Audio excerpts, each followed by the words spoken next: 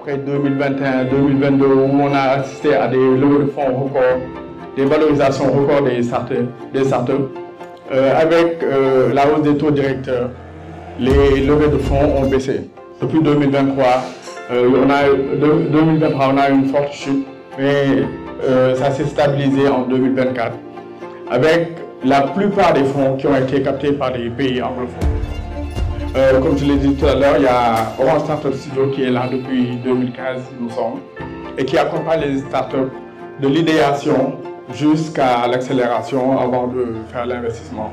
Il y a également Orange Digital Center qui accompagne les entrepreneurs, les apprenants avec un Fab Lab qui a mis à la disposition. Comme tu le dis, c'est un cadre d'échange. Et dans les échanges, j'aimerais mettre à contribution tout le monde. Parce que je sais que vous avez des choses à partager, vous n'avez pas que des questions à poser. Je regarde le docteur qui a vraiment fait une très belle contribution. Et je pense que, voilà. Et effectivement, à cet échange relatif sur la levée de fonds, on a bien compris l'univers de la levée de fonds pour les startups. On a bien compris le 5 modèles pour levée de fonds. Ça a été très intéressant. Je profite de l'occasion pour saluer la pertinence de l'exposé de M. Stanislas qui a démontré effectivement qu'il était important et comment et pourquoi faut-il lever de fonds.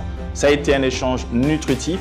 Ça nous a permis de rencontrer d'autres entrepreneurs. Je tiens d'abord à dire merci à toute l'équipe d'Orange qui nous ont très bien accueillis et aussi aux formateurs, en tout cas à la personne qui était chargée de faire cette masterclass, Stanislas.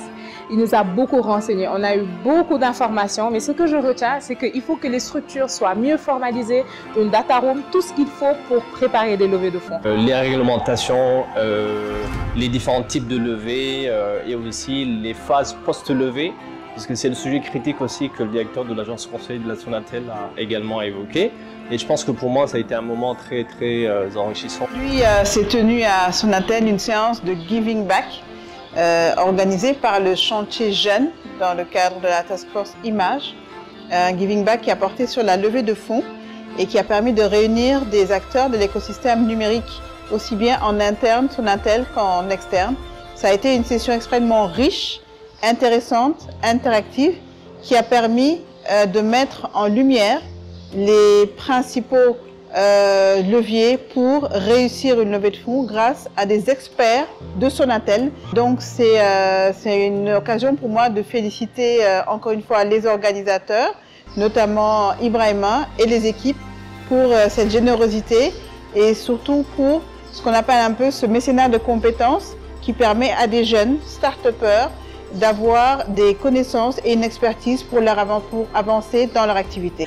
Je suis très ravie d'avoir participé à cette deuxième session de Give Back pour les startups qui a porté sur le thème levée de fonds. Nous félicitons Stan pour cette très belle présentation et vous donnons rendez-vous très prochainement pour d'autres thèmes qui sont sur le pipe et qui sont aussi intéressants les uns que les autres.